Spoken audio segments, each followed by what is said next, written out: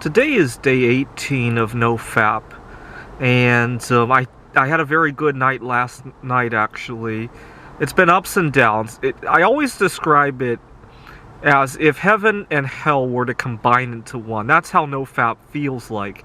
At least the first 3 weeks of it. I've never gone beyond 19 days, so I don't know beyond. I guess I'll find out in a few more days. But at the same time that you're feeling so lightweight and you can take care of all of your problems in life, in fact, you want to take care of conflict in your life. So, for example, I have some difficulty with differences in lifestyle at work. Not so much at my current job. There's still minor differences, minor assumptions that I have to clarify at work, right? I'm not afraid to tell my colleagues, my clients about being happily single. I'm not afraid to speak up for myself. I had one, I work at a tutoring center, I had one student who insisted on sitting somewhere where it would be kind of inconvenient, and I was able to talk him out of it. In the past, I had difficulty with stuff like that. I was at a coin shop last night, and I haggled a little bit more than I normally would have. It helps that I know so much about coins, right? If I don't score that deal, I know where else I could score a deal. See, where I run into trouble is if I don't have a whole lot of information. That's why I put up with all sorts of crap at work, right? I might not know the right connections to instantly jump to another job, but I know another place I could buy a 10-ounce silver bar if that deal didn't go right, right? So I guess information was kind of helpful there. But also helpful was the fact that I couldn't walk out of the coin show and go out to masturbate, right?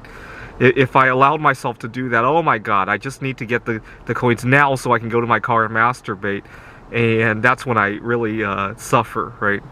So at the same time that I'm dealing with that, all the benefits of not masturbating, there's also a lot of fallout from it, right? What do I do to go to sleep at night? And unfortunately, I've substituted a lot of bad habits in for that. Drinking a lot of fluids. I've been drinking 3 2-liter bottles of tea sometimes a day because it makes me urinate, and the caffeine also helps with getting me to urinate. And urinating almost has a similar kind of pleasure to masturbating. But it feels kind of like cheating when I have to resort to that. I want to reduce that too. For a time, I wasn't doing that, but these last couple of days, the urges have been much more intense than I had anticipated. Falling asleep is usually the hardest part. Also, I've been eating a lot more than I want to, let's put it that way. It's not a horrific amount of food, and I'm still fasting at least 14 hours, usually more every day. But when I do eat, I find that I'm unstoppable sometimes because I need to reduce some of the urges of wanting to masturbate. So if I had to describe it, it's like putting heaven and hell together. What I'm trying to do is use this as an opportunity to resolve all the issues, right? The workplace conflict issues, the haggling with the coins. I also recently bought a car, right? At some point, I want to relocate back to Phoenix. Now, the real test of NoFap is come wintertime, right? Wintertime can be very cold and lonely, especially if I'm going to be living in Seattle. That's why I need to get to Phoenix ASAP to keep this going, right? The real test is also going to be when I go home to see my family eventually, and we have disagreements. Earlier this year, you guys may have remembered, I tried to starve myself into an oblivion to get people to actually listen to me, especially my family, and to a lesser extent at my workplace, right?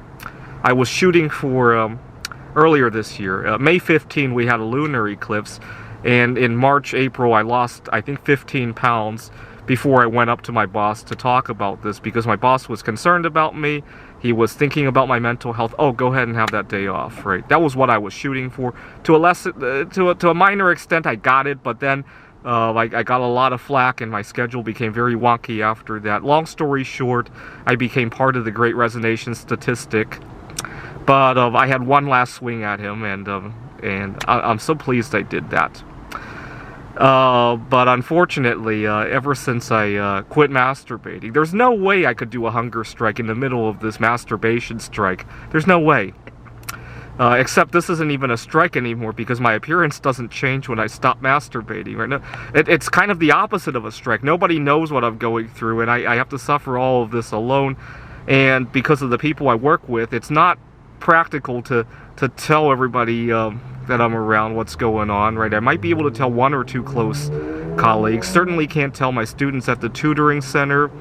The other problem is that, fortunately, at this new job, I haven't run into that. But at previous jobs, I've had coworkers who, well, I find attractive, and when I see them, I get tempted to masturbate. What are you going to do in that situation? You definitely can't tell them what's going on, right? You just have to suffer alone. Suffering alone is really painful. Imagine some kind of a diet. Oh, I got it.